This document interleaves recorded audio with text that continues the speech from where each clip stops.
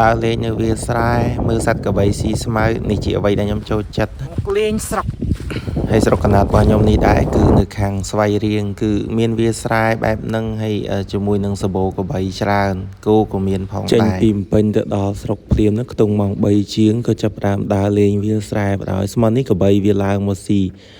នៅខាងកើតព្រែកតាមភូមិចិត្តផ្ទះហើយវាលស្រែនេះដើមព្រីងធ្លាប់ឡើងកាលពី10ឆ្នាំមុនជាងគឺមកបេះព្រីងមានផ្លែអត់ទេព្រីងដើមព្រីងនេះខ្ញុំធ្លាប់ឡើងបេះព្រីងញ៉ាំតាំងពី10ឆ្នាំមុនហើយឥឡូវហ្នឹងក៏នៅតែនៅដើមហ្នឹងដែរប៉ុន្តែខំដើរទៅមើលទៅស្មានតែនៅមានព្រីងអត់មានផងផ្លែនៅមួយហ្នឹងអត់សូវសបោទេខ្ញុំទៅនេះខែ5ថ្ងៃទី21 22តែឆ្នាំនេះមានភ្លៀងដែរប៉ុន្តែអត់ទាន់មានទឹកដក់ក្នុងស្រែផងគ្រាន់តែវាបានសើមដីមានស្មៅមានអីដុះហ្នឹងបើសិនកាលឆ្នាំមុនខ្ញុំទៅលេងទៅគឺមានទឹកដក់ហើយប៉ុន្តែឆ្នាំនេះទឹកវារៀងស្ទើរអញ្ចឹងគឺអត់ទាន់មានទឹកដក់ក្នុងស្រែទេអញ្ចឹងដើរគាត់នៅក្នុងស្រែហ្នឹងស្ងួតយើងស្រួលដើរតែគាត់ដីរៀងសំណើមអញ្ចឹងមានស្មៅដុះខៀវខ្ចីស្មៅនេះដុះវាមិនទាន់សូវច្រើនប្រហែលទេដោយសារទឹកវាអត់ទាន់ច្រើនមែនទេគ្រាន់តែដីសើមតិចហ្នឹងបងប្អូនអ្នកភូមិហ្នឹងគាត់ដាស់គាត់ភ្ជួរដីភ្ជួរស្រែហ្នឹងគឺខ្លះដែរប៉ុន្តែបើសិនជាទឹកច្រើនជាងហ្នឹងប្រហែលជាភ្ជួរអស់ហើយគោលបំណងដែលខ្ញុំចង់ទៅលេងស្រុកហ្នឹងគឺទៅមើលស្មៅដុះខៀវខ្ចីហ្នឹងហើយតែបើសិនជាពួកគាត់ភ្ជួរអស់ទៅគឺលែងស្អាតហើយថតក៏លែងស្អាតយើងដើរលេងទៅអារម្មណ៍ក៏វាអត់ស្រស់ស្រាយអត់ទៅរីឡែកហើយនៅស្រុកខ្ញុំធ្លាប់នៅរៀនខ្ទង់ចូលជិត10ឆ្នាំដែរហើយនៅតែអត់ចិនណាយនៅតែចង់មកលេងទៀតទោះបីជាធ្វើការនៅពេញរៀងយូរដែរហើយពួកអីកាលខ្ញុំនៅហ្នឹងកាលពីមុនហ្នឹងគឺអត់ទាន់ទំនើបដូចឥឡូវទេពីមុនគឺប្រើភ្ជួរដីស្រែហ្នឹងគឺភ្ជួរ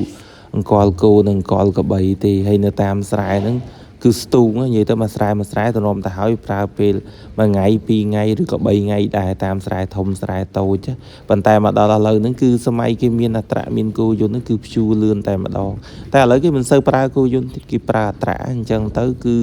ជួលព្រោះអីភ្ជួរតា10ថ្ងៃឬក៏កន្លះខែអីហ្នឹងគឺដីហ្នឹងគឺភ្ជួរហើយអស់ហើយគឺវាយព្រោះហើយទៀតតែម្ដងហើយដើរមកឃើញក្របីហ្នឹងគឺនឹកឃើញនៅអនុស្សាវរីយ៍កាលពី10ឬក៏15ឆ្នាំមុនហ្នឹងកាលពីមុនខ្ញុំជាអ្នកមើលក្របីទេនិយាយទៅស្ទូងហ្នឹងគ្រាន់តែមកព្រឹកអីទេដល់ពេលដឹកក្របីទៅឲ្យបងភ្ជួរហើយហ្នឹងបងដាក់ក្របីគឺខ្ញុំចាប់ផ្ដើមទៅមើលក្របីហើយអញ្ចឹងដល់ពេលយើងមើលឃើញក្របីទៅនឹកឃើញអនុស្សាវរីយ៍កាលពី10ទៅ15ឆ្នាំមុនមានអនុស្សាវរីយ៍ច្រើនទៅមើលក្របីលេងទឹកព្រែកទៅមើលក្របីលេងល្បែងជុំគ្នាកាលមុនក្មេងៗទៅជួបជុំគ្នានៅកន្លែងមើលក្របីហ្នឹងដល់ពេលអញ្ចឹងយើងចូលចិត្តទៅមើលក្របីពួកអីបានលេងជាមួយគ្នាសប្បាយលេងប៉ែងលេងប៉ក់ចាបលេងទឹកនិយាយទៅលេងដេញចាប់បេះផ្លែឈើព្រៃហូបលពាក់មានក៏ដូចជាគ្រៀលដោះក្របីគ្រៀលកវ៉ាន់ជើងចាបញញអីហ្នឹងគឺហូបជុំគ្នាគឺសប្បាយចាប់ត្រីចាប់អីដុតជុំគ្នាឲ្យផឹកទឹកក្លុកមាត់ព្រែកថ្ងៃនេះដែរទៅថ្ងៃសុក្រទី23ខែ5ឆ្នាំ2025តែសារក្រុមគេឲ្យសម្រាប់ពីការងារអញ្ចឹងក៏យើងមកស្រុកខ្លះទៅភាសាតែយើងនៅភ្នំពេញវាធុញថប់ដែរអញ្ចឹងយើងគួរតែមក relax ខ្លះពួកឲ្យយើងធ្វើការមួយថ្ងៃវាមិនទី stress ឬក៏សម្ពាធរឿងការងារគ្រាន់ថាយើងនិយាយទៅនៅតែពេញវាដូចថានៅក្នុងបន្ទប់មួយកន្លែងអញ្ចឹងយើងក៏យើងមក relax នៅស្រុកស្រែខ្លះពេលខ្លះទីក្រុងវាល្អហើយតែយើងនៅទៅយើងត្រូវការផ្លាស់ប្ដូរទីកន្លែងខ្លះដើម្បីឲ្យអារម្មណ៍យើងវាទទួលភាពស្រស់ស្រាយល្អប្រសើរឡើងវិញឯកន្លែងហ្នឹងកាលពីមកគឺមានដើមធ្លកមួយដើមធំមានផ្លែច្រើនដល់ពេលវាទុំជ្រុះមកក៏អូបប៉ុន្តែយើងអត់ហូបទេហើយយើងអាចពេលវាទុំយើងអាចពុះយកក្របវាហូបបានឈ្ងុយដូចសណ្ដែកដីអញ្ចឹងហើយវាច្រើនផ្លែវាទុំយកគប់គ្នាលេងអញ្ចឹងអង្គុយសម្រាកកុំឲ្យក្តៅកុំឲ្យអីនៅក្របដើមធ្លកហ្នឹងតែឥឡូវគេកាប់ចោលបាត់ហើយហើយមើលទៅខាងកើតហ្នឹងគឺផ្ទះបងខ្ញុំហើយផ្ទះមីងគាត់នៅជិតហ្នឹងផ្ទះខ្ញុំនៅខាងកើតម្ដុំព្រៃហ្នឹងអីកន្លែងនេះនៅលិចផ្ទះទេហើយកាលពីមុននៅតាមវាស្រែអស់ហ្នឹងគឺសម្បូរដើមត្នោតច្រើនណាប៉ុន្តែឥឡូវហ្នឹងគឺវាងាប់ខ្លះពេលខ្លះទៅផ្ទះបាញ់ខ្លះទៀតទៅក៏អ៊ំពូមីមីងគាត់កាប់យកទៅធ្វើផ្ទះធ្វើអីចឹងទៅហើយវាអត់មានដុះអីតាមក្រោយច្រើនទៀតអញ្ចឹងទៅវាបាត់បង់ដើមត្នោតអស់កាលមុនសម្បូរដើមត្នោតហើយពូគាត់ឡើងត្នោតយកទឹកត្នោតអីនៅតាមវាស្រែហ្នឹងខ្ញុំរត់មកសុំគាត់ ផឹកនៅក្រោមដើមអញ្ចឹងកាលមុនសបោថ្នោតឥឡូវអត់សូវសបោទេបាត់អស់នៅសល់តែមួយដើមខ្លះៗឯដើរថតកលឹងតែកបីហ្នឹងកបីវាឆ្ងល់វានាំគ្នាងើបមើលឡើងឆ្ងល់អាខ្លះទៅវារៀងផ្អើលតិចដែរតែយើងដើរធម្មតាយើងធ្វើមិនដឹងខ្លះទៅគឺវាអត់អីដែរវាអោនស៊ីស្មៅធម្មតាតែវាច្រើនតែដើរមកនឹងវាងើបមើលវាឆ្ងល់វាច្រើនវាអត់ដែរមានតាណាគេទៅថតអញ្ចឹងទេវាច្រើនអ្នកគេនៅភូមិហ្នឹងគេមិនដែរទៅខ្វល់ទៅខ្វាយទៅថតជាមួយកបីណាដល់ពេលខ្ញុំទៅពីពេញនេះទៅឃើញកបីអញ្ចឹងមានតែឆ្លៀតថតបានវាហ្នឹងហើយបានមើលទុកជាអនុស្សាវរីយ៍ពួកអីចូលចិត្តហើយកាលពេលខ្ញុំនៅស្រុកខែហ្នឹងខែផ្លែព្រីងអញ្ចឹងគឺទៅមើលកបីហ្នឹងគឺឡើងទៅដើមព្រីងទេនិយាយទៅគឺនឹងមើលកបី2 3នាក់ជួបជុំគ្នានិយាយគ្នាលេងនៅលើដើមព្រីងហ្នឹងនិយាយគ្នាលេងហូបព្រីងជុំគ្នាមាត់ព្រែកទៅពាំងក្តុកនេះនៅមាត់ព្រែកទៅពាំងក្តុកកន្លែងហ្នឹងកាលពីមុនធ្លាប់តែមកលៀងកបីលៀងអីនៅកន្លែងហ្នឹងឯងកាលពីមុនគេត្រាំស្លឹកត្រាំអីធំទឹកទៅនិយាយទៅនៅស្វាយរៀងមកអញ្ចឹងគេត្រាំស្លឹកត្រាំអីអញ្ចឹងទៅធំទឹកទៅធំក្លិនអ្នកស្វាយរៀងមកត្រែងកបីហើយកន្លែងអាហ្នឹងគេហៅថាតាពាំងក្តុកហើយកន្លែងហ្នឹងកន្លែងយើងលៀងកបីលៀងអីរាល់ឆ្នាំគឺលៀងនៅហ្នឹងតែចូលឆ្នាំកែវាមានទឹកដក់មកកែនេះប៉ុន្តែដល់ពេលឥឡូវកាលពី15ឆ្នាំមុនខ្ញុំលៀងកបីនៅហ្នឹងប៉ុន្តែដល់ពេលឥឡូវ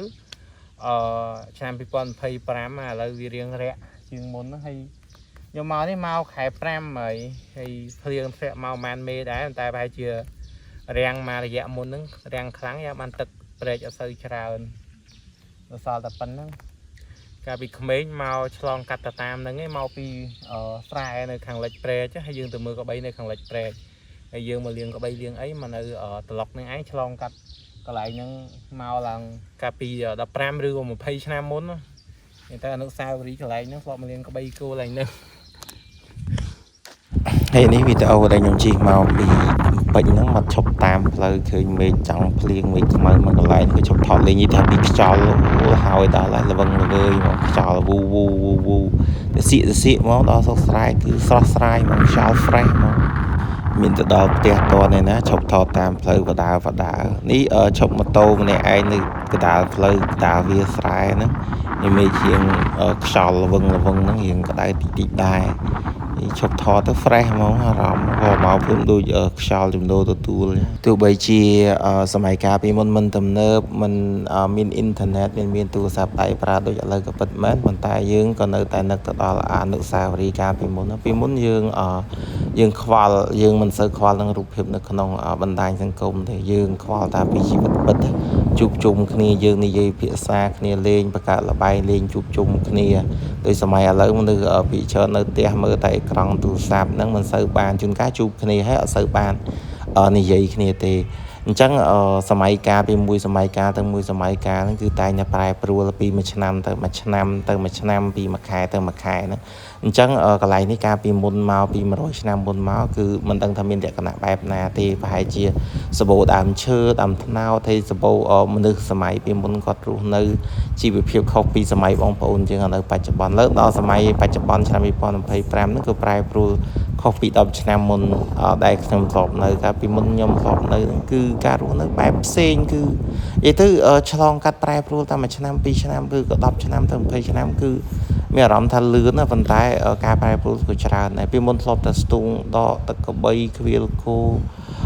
រស់នៅធ្វើស្រែប៉ុន្តែឥឡូវគឺខុសគ្នាឆ្ងាយមែនទែនគឺបងប្អូនវិជនគាត់ទៅរស់នៅធ្វើការនៅទីក្រុងហើយស្រែចកាអីហ្នឹងគឺព្យួរតាត្រាព្យួរគួយយន្តត្រូវការមនុស្សតែម្នាក់ពីរនាក់ធ្វើទេមិនដូចជុំការមុនគឺជុំគ្នាអ៊ូអស្រែកសួរគ្នាលេងពីស្រែមួយទៅស្រែមួយតែថាយើងស្ទូងស្រែចិត្តគ្នាអញ្ចឹងទៅនិយាយគ្នាលេងអញ្ចឹងទៅគឺវាធ្វើយើងនឹកចងចាំទៅដល់អនុស្សាវរីយ៍កាលពីមុនគឺសប្បាយមួយយ៉ាងដែរតែសម័យឥឡូវគឺវាសប្បាយដែរគឺសប្បាយនៅតាមបណ្ដាញសង្គមភាគច្រើនយើងចំណាយពេលទៅលើអេក្រង់កុំព្យូទ័រក៏ដូចជាការធ្វើការងារអញ្ចឹងបងប្អូនអ្នកដែលផ្ទះនៅជិតគ្នាភាគច្រើនហ្នឹងក៏អត់សូវដែរបានជួបគ្នាដែរគឺជួបគ្នាថាពេលបុណ្យភ្ជុំចូលឆ្នាំធំអីម្ដងទេនេះមិនដូចពីមុនណាពីមុនយើងជួបគ្នានិយាយលេងយើងលេងល្បែងជុំគ្នាច្រើនលេងល្បែងខ្មែរយើងមិនមែនលេងល្បែងលេងបៀលេងអីក៏ដូចឥឡូវដែរគឺពីមុនគឺរសជាតិជីវិតទៅគឺផ្ទាល់ស្ដែងហ្មងទៅពេលឥឡូវភាគច្រើនថាអារូបភាពអស់ហ្នឹងគេបង្ហាញនៅលើបណ្ដាញសង្គមវា អត់ដូចអីដែលយើងឃើញការពិតវាអត់មានអារម្មណ៍ថាវាអត់តស្ដែងដូចកាលពីមុនយើងតំណាក់តំណងគ្នាច្រើនយើងទៅលេងផ្ទះគ្នាច្រើនយើងលេងយើងមានសកម្មភាពជាមួយគ្នាច្រើនយើងមានអនុស្សាវរីយ៍ទៅលេងទឹកព្រែកលេងលបែងលេងប៉ែងលេងបកចាបឬក៏ដើរលេងព្រៃជួបជុំគ្នាអញ្ចឹងទៅយើងទៅមើលកបីអញ្ចឹងយើងទៅបេះព្រីងញ៉ាំជុំគ្នានិយាយគ្នាលេងនៅលើដើមព្រីងអញ្ចឹងទៅអារម្មណ៍វាយើងមានសកម្មភាពច្រើនមានអនុស្សាវរីយ៍ច្រើនត្រូវគិតណាដល់ពេលសម័យឥឡូវយើងនៅក្នុងបន្ទប់នឹងមើលតែអេក្រង់ទូរស័ព្ទអញ្ចឹងទៅវាអត់សូវមានអនុស្សាវរីយ៍ជាមួយគ្នាច្រើនទេវាអត់ដូចពីមុនទេជីវិតយើងធ្វើការច្រើនយើងមានសម្ពាធពេលខ្លះវាអត់មានសម្ពាធទេប៉ុន្តែយើងនិយាយទៅយើងចង់ relax ឬសម្រាកលំហែពេលដែលយើងធ្វើការនៅទីក្រុងធម្មតាទីក្រុងអ៊ូអាប់ហើយវាមានម៉ូតូឡានអីច្រើននេះទំនើបហើយមានសារទំនើបមានអីតែពេលខ្លះក៏យើងចង់ដកខ្លួនមករកធម្មជាតិមកស្រូបខ្យល់អាកាសពេលខ្លះយើងធ្វើការទៅវាតែងតែមានឬជាងការវាមាន stress ឬក៏អីជាងការទៅវាធ្វើឲ្យយើងមិនថាធម្មតាតែយើងនៅក្រុងយូរបើយើងនៅស្រែយើងចង់ទៅក្រុងហើយប៉ុន្តែពេលនៅក្រុងយូរទៅយើងតែងតែចង់មក relax អារម្មណ៍យើងនៅស្រុកស្រែពេលខ្លះយើងត្រូវដកឃ្លាដើម្បីម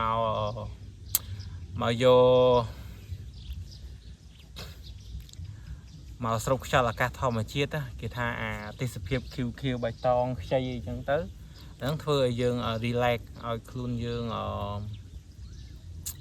ស្រស់ស្រាយឡើងវិញមានធម៌ពលឡើងវិញគេហៅថាដូចគេហៅថាសាកថ្មជីវិតចឹង